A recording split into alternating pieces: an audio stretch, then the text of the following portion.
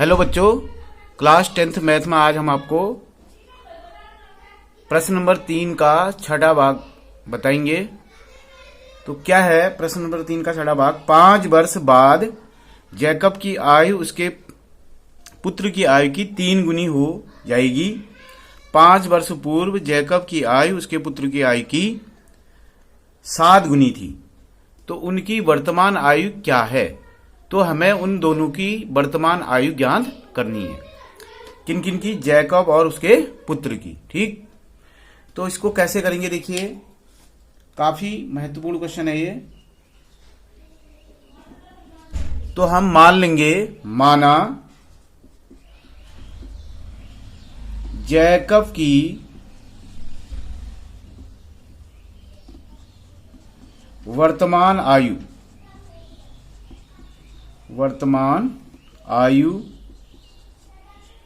x वर्ष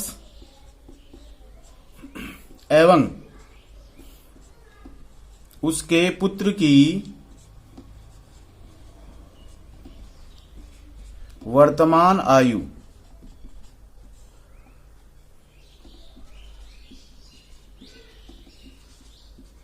y वर्ष होगी। ये हम स्टार्ट कर लेंगे इस तरह से। माना जैकब की वर्तमान आयु x वर्ष और उसके पुत्र की वर्तमान आयु y वर्ष होगी। ठीक, तो आयु से संबंधित प्रश्न है ये, एज से संबंधित। तो पहली शर्त क्या है, कंडीशन फर्स्ट, तो उसको हमें ध्यान से देखना है। ये बोलता है 5 वर्ष बाद जैकब की आयु उसके पुत्र की आयु से 3 गुनी होगी।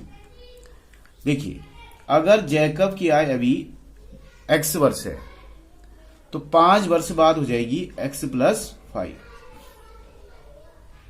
इसी प्रकार 5 वर्ष बाद उसके पुत्र की आयु हो जाएगी y प्लस 5। ये देखिए, तो इस तरह से हम लिख सकते हैं। 5 वर्ष बाद ये जैकब की आयु होगी और ये 5 वर्ष बाद उसके पुत्र की आयु होगी।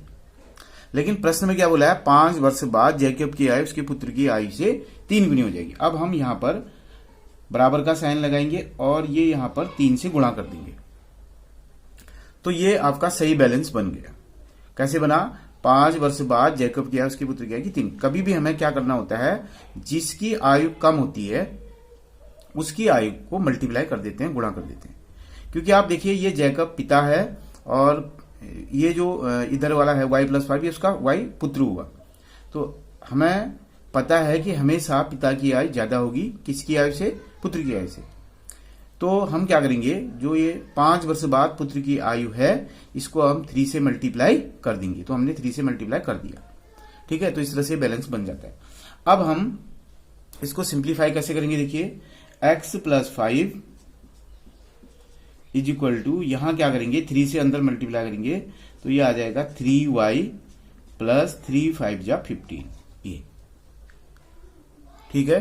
अब क्या करेंगे देखिए, जो ये x 3y है इसको x की तरफ ले जाएंगे, x minus 3y is equal to 15 minus 5।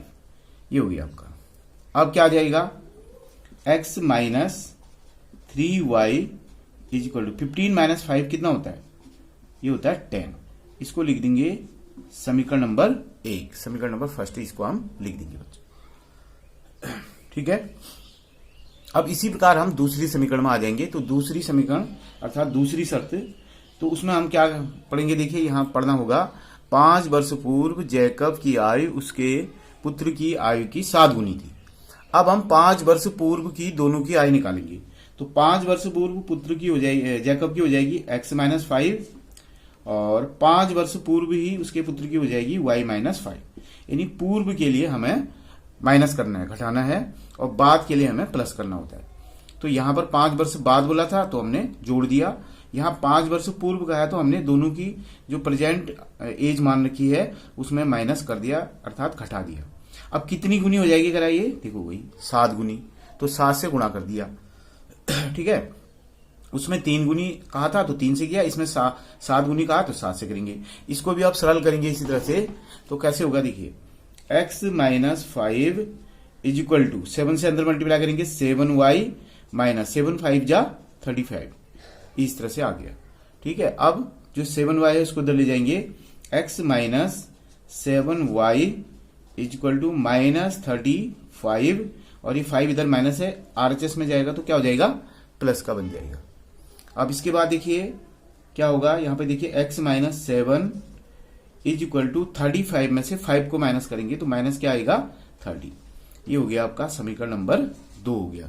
ठीक है, अब इन दोनों समीकरणों को हमने क्या करना है, प्रतिस्थापन अर्थात सब्स्टिट्यूशन मेथड से सॉल्व करना है, हल करना है। तो ये पहली समीकरण है और ये दूसरी समीकरण है। तो पहली समीकरण से कैसे करेंगे, समीकरण नंबर फर्स्ट से। तो समीकरण नंबर फर्स्ट है आपकी x minus 3y equal to है आपकी 10। अब क्या करते हैं, ये जो 3y है इसको RHS में डालेंगे राइट साइड में, तो ये बन जाएगा x is equal to 10 plus 3y, ये इधर जाएगा तो प्लस हो जाएगा। ठीक है, तो इसको हम चाहे तो समीकरण नंबर 3 भी लिख सकते हैं, या सीधे कर लीजिए, x का ये मान आप सीधे 2 में रखेंगे, क्योंकि ये 3 से निकाला है, ये फर्स्ट से निकाला है, तो ये इसको अब आप कहाँ रखते हैं, सेकंड में रखते हैं, ये चीज का ध्यान देना पड़ता है। तो इक्वेशन नंबर सेकंड लिख दिया मैंने यहाँ पे, तो सेकंड है आपका x minus 7y equal to minus 30, ये लिख दिया। अब क्या करूंगा, जहां पर ये x लिखा है यहां से लिखो, जहां पर ये x लिखा है वहां पर क्या लिखूंगा, 10 प्लस 3y। ठीक है, जो यहाँ पे निकाल रखा है 10 प्लस 3y, तो इस x की जगह पर लिख दूंगा 10 प्लस 3y, तो 10 plus 3y minus 7y is equal to minus 30, यह आ गया। अब इसके बाद क्या करूंगा, देखिए इसके बाद मैं आगे बढ़ूंगा तो इसमें इस तरह से करूंगा, यहां पर क्या होगा, 10 का 10 हो जाएगा। ठीक है, और 7y में से 3y को माइनस करूंगा तो माइनस 4y। ठीक है, और इधर के था RHS में क्या था, माइनस का 30। अब क्या होगा, minus 4y is equal to minus 30, और ये इधर प्लस था, इधर जाके क्या हो जाएगा, माइनस 10 हो जाएगा। तो minus 4y is equal to 30 और 10 दोनों माइनस के हैं, तो ये ऐड हो जाएंगे, तो माइनस का क्या आ जाएगा, 40 आ जाएगा। ठीक है, अब ये माइनस से माइनस कट गया, तो y इक्वल टू आ जाएगा आपका 40/4। 4 से 40 को डिवाइड करेंगे तो कितनी बार डिवाइड होगा, ये 10 टाइम डिवाइड, 10 बार डिवाइड हो जाएगा। ठीक है, तो ये 10 आ गया, y का मान कितना आ गया, 10 आ गया। ठीक है, अब y का मान 10 जो है कहां रख देंगे हम, समीकरण चाहे 1 में रख दें चाहे समीकरण 2 में रख दें। तो समीकरण 1 से आ जाते हैं, तो समीकरण 1 है आपका x minus 3y is equal to 10। ठीक है, तो x का x माइनस 3 इंटू y की जगह क्या रखेंगे, 10 रख देंगे, क्योंकि y का मान 10 आ गया इक्वल टू 10। तो x माइनस 10 से 3 को मल्टीप्लाई करेंगे कितना आएगा, 10 3 जा 30 इक्वल टू यहां आ गया 10। तो x इक्वल टू आ गया आपके पास 10 अपनी जगह रहा, 30 इधर माइनस है, उधर जाके क्या हो जाएगा, प्लस हो जाएगा। ठीक, तो यह आ जाएगा फिर अब आपका x इक्वल टू आ गया आपका 10 प्लस 30 40 आ गया। ठीक, तो x का मान भी आ गया बच्चों और y का मान भी आ गया, दोनों का आ गया। तो अब हम फाइनल आंसर यहां पर लिख सकते हैं, कैसे लिखेंगे, जैकब की वर्तमान आयु, जैकब की वर्तमान आयु, जैकब की वर्तमान आयु बराबर 40 वर्ष।